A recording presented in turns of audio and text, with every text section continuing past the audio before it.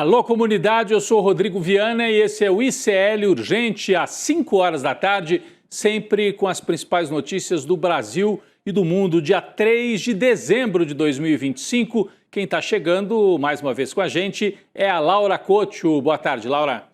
Boa tarde, Rodrigo. Tá acabando o ano, hein? Boa tarde para você que está nos assistindo pelos canais do Instituto Conhecimento e Liberta, Eduardo Moreira no YouTube. E também boa tarde para você que está nos assistindo pelos canais parceiros. Deixa seu like, se inscreva no canal e comente de onde você está assistindo o ICL Urgente. Vamos lá, Rodrigo. É isso, é muito legal depois a gente acompanhar, né, no nosso vídeo que fica na rede. Eu sei que muita gente assiste ao vivo, mas tem uma comunidade grande que assiste depois o vídeo que fica à disposição. E aí as pessoas colocam ali a sua cidade de origem, às vezes o seu país, né? Muita gente assiste o ICL Urgente também, fora do Brasil e por todo esse imenso país. Eu queria dar boa tarde para você que mora nesse país em que a novela Michele Bolsonaro contra os enteados, né, ganhou mais um capítulo agora. Ela respondeu também aquele blogueiro foragido, o Alan dos Santos. Deu um chega para lá no Alan dos Santos, que achou que ia pisotear a Michele, né, nessa briga entre Michele e os filhos. O Alan saiu em defesa dos filhos, claro, né, como bom puxa-saco de Eduardo Bolsonaro, de Flávio Bolsonaro. Ele levou um chega para lá da ex-primeira-dama Michele Bolsonaro. Daqui a pouco a gente vai trazer mais esse capítulo. A guerra interna ali não tem fim. É a extrema-direita perdida enquanto Jair Bolsonaro segue preso. Bom, foi um dia de desespero mesmo para os bolsonaristas, mas por um outro motivo. Hoje, o ministro do STF, Gilmar Mendes, concedeu uma liminar que altera de maneira profunda as regras do processo de impeachment contra ministros do Supremo Tribunal Federal. Resumindo, aquele plano da família Bolsonaro e da extrema-direita de eleger uma grande bancada de senadores para daí tentar aprovar o impeachment do Alexandre de Moraes, do próprio Gilmar Mendes, etc. Isso foi barrado por essa decisão de Gilmar Mendes. Se você não acompanhou, nós vamos explicar direitinho agora para você o que mudou, o que foi que Gilmar Mendes decidiu. Quem chega com os detalhes é a Laura Couto. Rodrigo, mais um dia de derrota para o bolsonarismo, né? Nesse despacho, o Gilmar Mendes afirmou que a forma como o mecanismo de impeachment vinha sendo utilizado representava um risco aos preceitos fundamentais da Constituição, como a separação dos três poderes, a proteção da jurisdição e o funcionamento regular das instituições. O ministro Gilmar Mendes também sustentou que o impeachment passou por uma distorção progressiva. O Gilmar relatou como os pedidos se multiplicaram ao longo dos anos e quase sempre sem uma conexão com o crime de responsabilidade, que teoricamente seria o motivo para afastar um ministro. Segundo Gilmar Mendes, esse movimento criou um ambiente de hostilidade contra o tribunal que transformou o Senado em uma central de recebimento de petições, cujo fim não é um controle institucional, mas uma perseguição política e a criação de constrangimentos públicos indevidos, Rodrigo. E ele tem razão, né? Esse modus operandi do bolsonarismo ao longo dos anos ficou muito escancarado depois de várias declarações falando abertamente em ganhar as eleições do Senado no ano que vem, para assim formar uma maioria de bolsonaristas e conseguir impeachment o ministro Alexandre de Moraes, né, Rodrigo? Essa é a tática explícita dos bolsonaristas. Mas, Laura, sinceramente, eu tenho dúvidas, né? Se o Supremo não vai adquirindo poder demais, né? Agora, numa canetada, o ministro Gilmar Mendes diz, não é mais desse jeito o impeachment de ministro. É do jeito que eu vou dizer como é que é, né? Então, eu entendo, nós não estamos numa situação de total normalidade institucional, o país passou por uma tentativa de golpe de Estado, o Supremo Tribunal Federal está tentando se blindar do golpismo praticado através das instituições, mas não deixa de ser golpe, como observou Gilmar Mendes. Impeachment é para quando há crime de responsabilidade. Se não há crime de responsabilidade, não deveria haver impeachment só porque você não gosta do Alexandre de Moraes. O problema é que esta porta foi aberta no impeachment da Dilma, que foi feito sem crime, porque a direita não aceitou perder as eleições. E naquela época o Gilmar ficou até a favor, né, de derrubar a Dilma. Depois perceberam que a hora que você torce a Constituição para derrubar o PT, a Dilma, o Lula, isso pode se voltar contra todos os outros. E é o que nós estamos vendo no Brasil. O país precisa voltar para uma certa normalidade. Eu sei, parece ingênuo dizer isso, com os bolsonaristas ameaçando de novo um golpe para derrubar ministro do Supremo. Mas eu acho também que é poder demais o Gilmar Mendes dizer o que pode e o que não pode. Ele, por exemplo, impediu o Lula de assumir como ministro da Dilma na reta final antes do golpe. Se o Lula assumisse, não teria o impeachment. O Gilmar Mendes proibiu numa decisão, numa canetada, como a canetada que ele deu hoje. Então vamos ficar de olho nisso. Pela decisão do Gilmar Mendes, apenas 3 autoridades poderiam apresentar pedidos de impeachment de ministros do STF. O presidente da República, Procurador-Geral da República e a mesa diretora do Senado. A liminar dada pelo Gilmar Mendes é uma liminar, hein? Passa a valer imediatamente, mas precisa ser confirmada ou então revista pelos demais ministros do Supremo Tribunal Federal. Não precisa nem dizer que o alto escalão do bolsonarismo ficou irritadíssimo e um tanto quanto perdido depois dessa liminar. Toda a tática deles é fazer bancada no Senado para derrubar ministro e dominar o Supremo. Repito, também é algo grave, é um golpismo institucional deliberado e escancarado do bolsonarismo. Nesse momento, a oposição bolsonarista avalia várias manobras para tentar reverter o ato de Gilmar. Difícil, hein, que eles consigam. Teve o Partido Novo querendo emplacar até uma PEC, uma emenda constitucional. Teve parlamentar dando chilique na Câmara por causa da decisão. Nas redes sociais, o deputado Nicolas Ferreira, sempre ele, fez um post falando que a liminar de Gilmar não tem base constitucional. Quem é o Nicolas, né, para dizer isso? Eu não vou ficar lendo muito, mas eu vou ler só esse trechinho aqui, ó. Numa decisão monocrática e sem base constitucional, o ministro resolveu reescrever a lei, restringir direitos do povo e invadir competência do Senado. Choraminga, o Nicolas, que achava muito bonito dar golpe quando era contra a Dilma, né? E continua pregando o golpe e defendendo o golpista. Então, é uma luta. A extrema-direita foi derrotada, foi para a cadeia porque tentou dar um golpe e agora está tentando outro via Senado Federal. E o Gilmar Mendes riscou uma linha assim no chão e falou, não, aqui eles não vão passar. O que mostra que nós realmente ainda estamos no fio da navalha nas instituições democráticas ainda ameaçadas pela extrema-direita no Brasil e no mundo. Falando em golpistas, o ministro da Justiça, Ricardo Lewandowski, demitiu hoje o deputado federal Alexandre Ramagem, foragido nos Estados Unidos. E demitiu também o ex-ministro Anderson Torres. Aí você fala, mas como que demitiu? Demitiu da Polícia Federal. Os dois eram da Polícia Federal, eram um dos quadros da Polícia Federal e foram afastados agora oficialmente pelo ministro da Justiça. As portarias que quebram o vínculo, né, oficial de ambos, Ramagem e Anderson, com a PF, a portaria foi publicada no Diário Oficial da União. Laura explica melhor para a gente.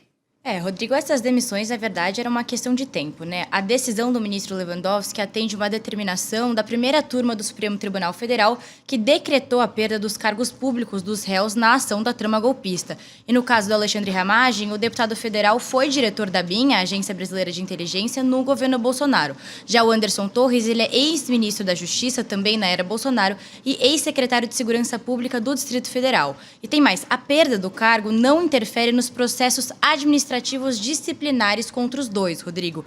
Isso porque, segundo Lewandowski, o desligamento dos condenados e os procedimentos correspondem a 2 esferas distintas, a criminal e a administrativa. Definitivamente o bolsonarismo saiu das páginas de política e entrou para as páginas da polícia, página policial. Mais um, hoje mais um bolsonarista na página policial. Bom, a PF prendeu hoje o deputado estadual Rodrigo Bacelar, do União Brasil, presidente da Assembleia Legislativa do Rio de Janeiro e um dos principais aliados do governador Cláudio Castro. Por isso que eu digo, é bolsonarista. Na origem nem era, mas se tornou bolsonarista nos últimos tempos. O Rodrigo Bacelar, peça central do jogo dos bolsonaristas no Rio de Janeiro. Está aqui a nossa manchete lá no site do ICL. Presidente da Alerj é preso por suspeita de vazamento de informação na prisão de TH Joias. Ele tentou proteger um sujeito acusado de envolvimento com tráfico. E aí foi preso hoje. Nós vamos trazer os detalhes. O Bacelar é suspeito de ter vazado informações sigilosas da Operação Zargum, que prendeu o então deputado TH Joias. Esse aqui que está na tela é o Bacelar. Imagine, presidente da Assembleia. E aqui ele aparece numa foto abraçado com o TH Joias. Né? A suspeita é de que o vazamento tenha interferido no andamento das apurações que investigavam a ligação entre lideranças do Comando Vermelho e o mundo político. O TH Joias é acusado de ser, na política do Rio de Janeiro, um representante do Comando Vermelho. E super próximo do Bacelar e próximo também do governador Cláudio Castro. Então não se perca, TH Joias já estava preso. E a polícia descobriu que, pouco antes dele ser preso, o Bacelar, presidente da Assembleia, tentou ajudar, tentou interferir e atrapalhar as investigações para impedir que a polícia encontrasse mais provas na casa do TH Joias. Laura tem mais detalhes. É isso, Rodrigo. Como você comentou, segundo a Polícia Federal, há provas robustas de que o Rodrigo Bacelar teve acesso privilegiado a dados internos da investigação e repassou para terceiros, inclusive o deputado, ex-deputado agora, o TH Joias. De acordo com a PF, o presidente da Alerj teria orientado por mensagens o TH a destruir provas que ligavam ele à prática de diversos crimes. Para quem não se lembra, o deputado TH Joias, ele é acusado de tráfico internacional de drogas, corrupção, lavagem de dinheiro e fornecimento de armas para a facção criminosa do Comando Vermelho. A investigação também indica que o TH organizou uma mudança de residência antes de ser preso e que o Bacelar estava ciente disso. Os agentes policiais encontraram no celular do TH um vídeo enviado por ele para o Bacelar e nessa mensagem o TH Joias perguntava para o presidente da Alerj se ele podia guardar alguns pertences com ele. E no dia 3 de setembro, Rodrigo, o TH não foi encontrado em casa, os agentes encontraram ele em um outro endereço, na Barra da Tijuca, o que, claro, indica que o deputado pode ter obtido informações e tentado fugir da operação que acabou culminando nele preso. Olha, tem um detalhe importante, o TH Joias trocou de celular na véspera da prisão. Porque foi avisado, né? Apaga tudo, se livra das provas, ele troca de celular. E ele pega o celular novo e grava um vídeo e manda para o Bacelar, presidente da Alerj, mostrando que estava recebendo instruções do presidente da Alerj. E falando, você acha que está tudo bem? Isso aqui eu posso manter? Isso aqui eu guardo? Mostra que os dois estavam agindo de tabelinha na véspera da prisão do TH Joias. Como a Laura mencionou, o ex-deputado TH é acusado de vários crimes. Utilizava o mandato para favorecer o crime organizado, diz a Polícia Federal, intermediando até compra de drogas, fuzis e equipamentos antidrones destinados a facções no Complexo do Alemão. Rodrigo Bacelar foi reeleito presidente da Alerj em 2025. E no início desse ano, o governador Cláudio Castro lançou a pré-candidatura de Bacelar ao governo do estado. Portanto, ele é um sujeito do núcleo do Cláudio Castro. Vamos relembrar, o Cláudio Castro tinha um vice-governador. Cláudio Castro já está no segundo mandato. E ele queria que o Bacelar é que fosse o candidato da turma dele. Aí ele pegou o vice, que não era o Bacelar, era um outro, e mandou para o Tribunal de Contas. Tirou o vice da jogada. E disse, Bacelar, agora o caminho está aberto para você. Então o Bacelar é de confiança absoluta do Cláudio Castro. Cláudio Castro diz que quer combater o crime, mas era amigo do TH Joias, acusado de envolvimento com tráfico, e do Bacelar, acusado de atrapalhar as investigações sobre esse tema. E o momento da prisão do Bacelar, presidente da Alerj, foi um pouco inusitado, a maneira da prisão, não é isso, Laura? É isso, Rodrigo. Para evitar novos vazamentos, a Polícia Federal adotou uma estratégia curiosa para prender o presidente da Assembleia Legislativa do Rio de Janeiro hoje. O Bacelar foi convidado para uma reunião que seria realizada na superintendência da corporação, da PF no Rio. Mas ao chegar ao local, o político foi preso, Rodrigo. Essa determinação foi expedida pelo ministro do Supremo Tribunal Federal, Alexandre de Moraes. Assim, Bacelar, vem cá, reunião aqui na superintendência, precisamos conversar umas coisinhas com você. Ele chegou lá. Não foi o toque, toque, toque, né? Foi assim, venha, venha, venha. E quando ele chegou, esteja preso, meu querido. E foi preso o presidente da Assembleia Legislativa desta forma. Bom, mas hoje a Polícia Federal, num outro estado do Brasil, fez toque, toque, toque, aí sim. No antigo local de trabalho do ex-juiz Sérgio Moro, a PF cumpriu o mandado de busca e apreensão da maior importância na 13ª Vara Federal de Curitiba. Ficou famosa a 13ª Vara porque era a sede da famosa Lava Jato. Então o Moro à frente da Lava Jato, você sabe, né? O Moro era o juiz da 13ª Vara, comandou todo aquele episódio, aquele sistema de perseguição ao Lula, especialmente, né? O Sérgio Moro, hoje senador, comandou a 13ª Vara por muitos anos. A operação de hoje foi autorizada pelo ministro Dias Toffoli do Supremo, depois que a 13ª Vara se recusou a entregar documentos requisitados pelo STF. Olha só, o STF quer documentos que estão lá armazenados. E a 13ª Vara foi enrolando, não entrega. Aí o STF mandou a polícia buscar. Busca e apreensão. Segundo o STF, a Justiça do Paraná deixou de atender pedidos reiterados de envio de documentos. E a Laura tem mais detalhes para a gente. Que documentos são esses, relativos a que tipo de investigação, Laura? Rodrigo, essa operação de busca e apreensão na 13ª Vara de Curitiba teve como objetivo localizar papéis, mídias e materiais ligados ao inquérito que apura as acusações feitas pelo ex-deputado estadual Tony Garcia. Ele é delator da investigação desde 2023. O Tony Garcia afirma que atuou como um agente infiltrado em investigações conduzidas pelo Sérgio Moro no caso do Banestado, Rodrigo. Ele acusa o Moro de ter ordenado gravações clandestinas e ações de espionagem, inclusive o monitoramento de autoridades com foro privilegiado. O Garcia relatou que parte das provas estariam armazenadas na 13ª Vara. E as acusações também, Rodrigo, claro, reacendem o debate sobre procedimentos adotados na Lava Jato, que já foi alvo de várias decisões judiciais que anularam atos, inclusive a prisão do presidente Lula no caso Triplex, né? O Sérgio Moro negou todas as acusações e a defesa do senador ainda afirmou que não teve acesso ao inquérito. Se você assim não acompanha tanto, o Tony Garcia já deu várias entrevistas aqui para o ICL. A Laura falou aí, mas eu vou só reforçar. O Tony Garcia era um deputado do Paraná. Ele foi investigado pelo Sérgio Moro naquele caso do Banestado antigo. E aí o Sérgio Moro, segundo diz o Tony Garcia, ofereceu para ele o seguinte, eu dou uma aliviada para você se você passar a trabalhar como uma espécie de araponga, de espião, para mim. E diz o Tony Garcia que o Sérgio Moro o obrigou a grampear gente importante, inclusive desembargadores. Isso ele já contou aqui ao vivo no ICL. Então, é uma acusação gravíssima de que ele era obrigado a ser um araponga do Sérgio Moro. E o que ele diz? As provas do que eu fiz e eu agi de maneira ilegal a mando do Moro estão guardadas nos arquivos digitais da 13ª Vara. É gravíssimo. Vamos ver se ainda estavam lá, né? Porque provavelmente apagaram isso tudo, deram um jeito de sumir com estas provas. Mas, de qualquer maneira, se ficou algum vestígio, a Polícia Federal deve ter encontrado hoje. O Moro certamente está preocupado com isso. Vamos trazer agora mais um capítulo da novela da extrema-direita envolvendo a personagem Michele Bolsonaro, a madrasta.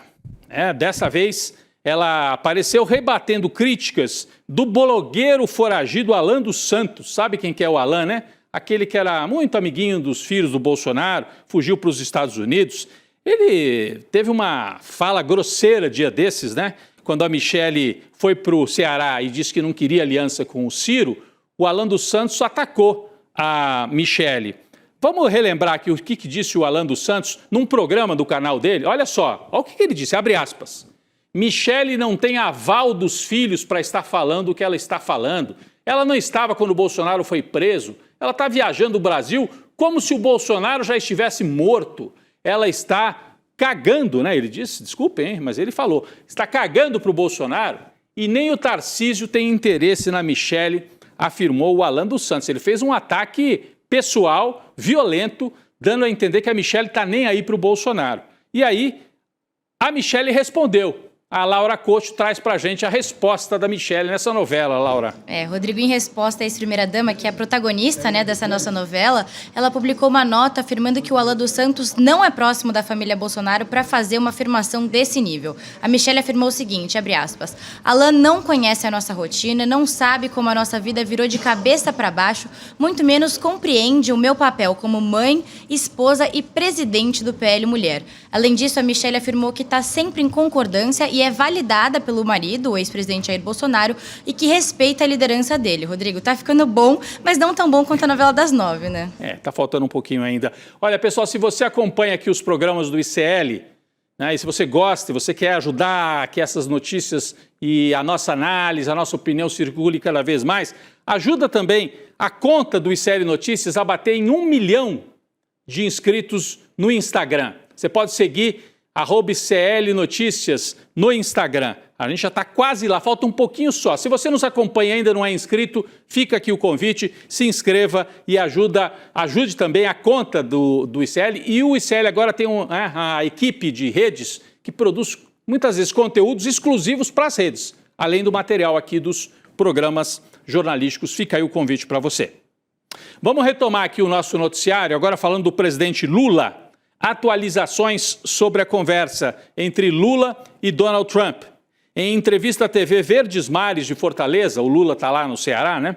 Ele disse que no telefonema para Trump chegou a sugerir ao líder norte-americano para começar a prender criminosos brasileiros que estejam escondidos nos Estados Unidos. Tem criminosos de todo tipo lá, de traficante, mas também lideranças que se dizem políticos, mas estão agindo de forma criminosa. Mas vamos ver o que o Lula disse nessa entrevista para a TV Verdes Mares. Eu fiz questão de dizer para o Trump, vamos combater o narcotráfico, vamos começar pegando brasileiros que estão aí. Nós temos o maior traficante de combustível do Brasil que mora em Miami. Acho que ele se referia ao Ricardo Magro, da Refit. Eu disse ao presidente Trump, a gente não precisa utilizar armas, a gente precisa usar a inteligência. Então o Lula se aproximando do Trump, né, nessa retórica do combate ao crime internacional. E o Lula falou mais, né, Laura? Teve mais falas importantes nessa conversa com o Trump, né? Rodrigo, nesse telefonema, o Lula também conversou com o Trump sobre a situação da Venezuela. O presidente brasileiro falou sobre a preocupação dele com a escalada da tensão entre os dois países e reforçou que o Brasil já vinha fazendo movimentos para tentar conter o conflito. O Lula também reforçou a disposição para atuar como um facilitador de diálogo entre o Trump e o Maduro. Mas, do outro lado, o líder norte-americano fez um jogo duro. Rodrigo, ele não se manifestou nem positivamente nem negativamente sobre o tema. No final, o Lula avaliou a conversa com o Trump como muito boa e disse que há 2 Trumps diferentes. O da televisão, que é muito nervoso, e o da conversa cara a cara, que é outra pessoa. Outra pessoa, vai nessa. Lula, deve ser outra pessoa mesmo, porque o Trump da televisão, como disse o Lula, continua perigosíssimo para a estabilidade mundial. A verdade é essa. O Lula quer aí vender uma imagem de que está conversando, e está mesmo com o Trump, isso é positivo para o Lula, mas o Trump continua sendo um sujeito perigoso para quem mora nos Estados Unidos e para quem mora aqui na América do Sul. Esta semana, o presidente dos Estados Unidos fez uma das falas mais escandalosas sobre o conflito com a Venezuela, que não é um conflito, é uma ameaça. Ameaça de invasão e de interferência imperialista. Olha o que disse o Trump. Eu quero que esses barcos sejam eliminados e, se preciso, vamos fazer ataques terrestres, assim como fizemos no mar. Essas pessoas mataram mais de 200 mil pessoas nos Estados Unidos no ano passado. De onde ele tira esses números, gente? E esses números estão baixando. Ele está se referindo ao tráfico, né? Como se o tráfico não fosse um problema de saúde pública pela doença social do capitalismo em crise nos Estados Unidos. A culpa, então, é da Venezuela, porque tem muita gente usando droga nos Estados Unidos. Tem a dó, né, Trump? Estão baixando os números porque estamos fazendo bombardeios aos barcos e vamos começar a fazer esses ataques por terra também. É uma maneira de dizer, vou interferir, vou invadir a Venezuela ou a Colômbia, seja lá o que for, né? O Trump afirmou que os ataques, aliás, não se restringem somente à Venezuela. Nós temos um trechinho do vídeo. Vamos ver, vamos lá. Or any country, or if we think they're building mills for whether it's fentanyl or cocaine. I hear Colombia, the country of Colombia, is making cocaine. They have cocaine manufacturing plants, okay? And then they sell us their cocaine. We appreciate that very much. But yeah, anybody that's doing that and selling it into our country is subject to attack. So not necessarily just Venezuela? No, not just Venezuela, no. Venezuela's been very bad. Venezuela's been really bad in something else, probably worse than most, but a lot of other people do it too. They would send murderers into our country. They would empty their jails into our country. They sent people into our country that we don't want. They sent their drug dealers and their drug people into our country. They sent people from their mental institutions into our country, and we're getting them out. That was bad.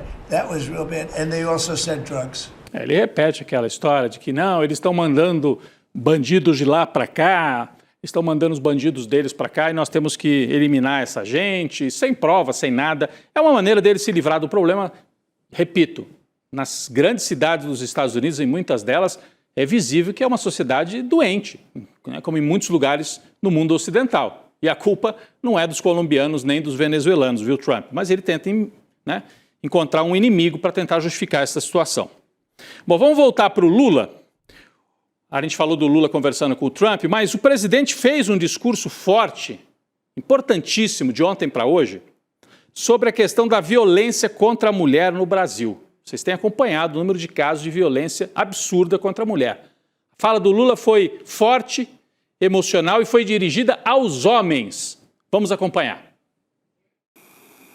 Eu acordei domingo para tomar café e no café a Janja começou a chorar. De noite, vendo o Fantástico, a Janja voltou a chorar. Ontem, ela voltou a chorar.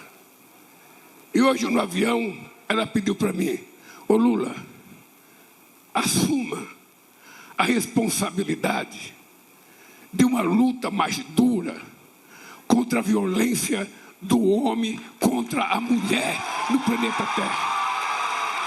E essa não é uma tarefa só da escola, é nossa, homens.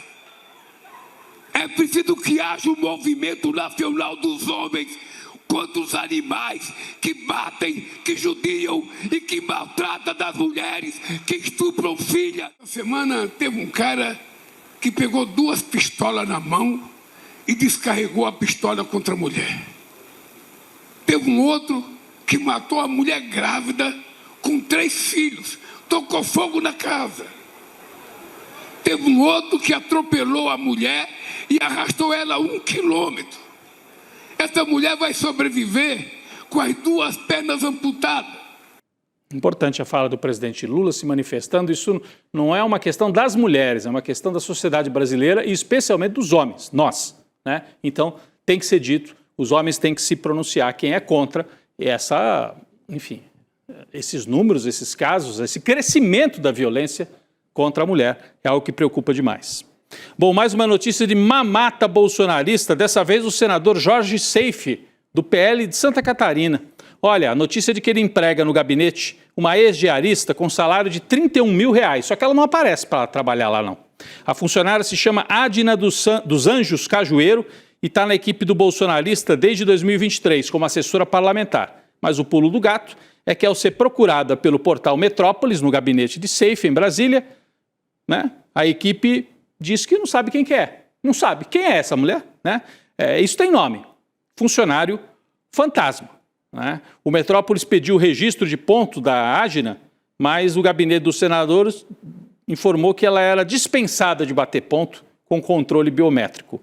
Procurada para esclarecer sobre o emprego no Senado, Adina Cajueiro disse que é alocada em missões externas. Fica aí mais uma denúncia contra os bolsonaristas. Eu vou rapidinho aqui uma nota, gente. Ministros do governo federal anunciaram que são contrários ao parecer do deputado Luiz Gastão sobre redução da jornada de trabalho para 40 horas semanais.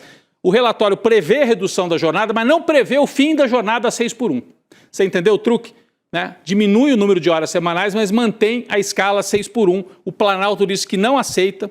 Os deputados adiaram a votação desse projeto. Caso a matéria seja aprovada, ela será levada, ela primeiro vai passar por uma comissão, depois vai ser levada para a CCJ, depois para o plenário. É um longo caminho, mas o governo está contra esse modelo aí que está para ser votado lá no Congresso. Laura, obrigado mais uma vez pela parceria aqui nas atualizações de notícia no ICL Urgente. Valeu, Rodrigo. Até amanhã. Até amanhã. Vem o N2 com a Roberta Garcia, o Chico Sá, daqui a pouco eu estou por lá. Antes, um último recado aqui para você.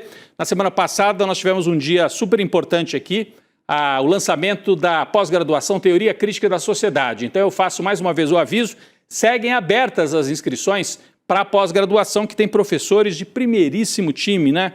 Nancy Fraser, Vladimir Safatli, Gessé Souza, Márcia Tiburi, Elia Jabur, entre muitos outros. É uma pós-graduação, uma parceria do ICL com a FESP, Faculdade Escola de Sociologia e Política de São Paulo. Você pode se inscrever digitando iclurgente.com.br para participar desta pós-graduação. Fica aí o convite.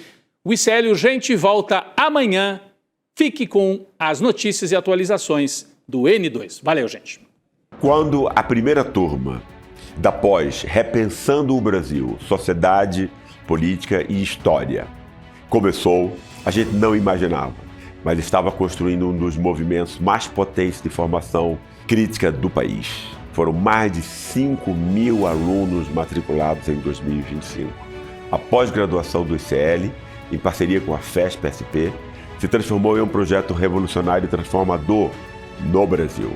E o mais impressionante é que todos passaram a enxergar o Brasil de uma outra maneira, com método, com contexto, com profundidade. No dia 14 de dezembro, num domingo, às 8 horas, vamos abrir a nova turma de 2026 e as inscrições com condições exclusivas de lançamento. Essa é a sua chance de fazer parte dessa revolução no pensamento brasileiro, ao lado dos maiores intelectuais do nosso país. Fala pessoal, tudo bem? Leandro Demore aqui para dar uma notícia incrível. O ICL tem sua própria revista digital, a revista Liberta, um novo espaço de jornalismo profundo, crítico, com a nossa cara, feito para quem quer entender o Brasil e o mundo além da superfície. Na revista Liberta, você vai encontrar os maiores articulistas e colunistas com análise sobre política, cultura, atualidades e, claro, muito pensamento crítico. Esse vai ser o nosso espaço semanal de reflexão em profundidade. Faça agora mesmo a sua assinatura. Acesse icl.com.br/revista. E se você já é aluno ou aluna de algum curso do ICL, tem um benefício especial para fazer parte disso com a gente. Um desconto exclusivo para garantir a sua assinatura. Revista Liberta é o ICL em profundidade.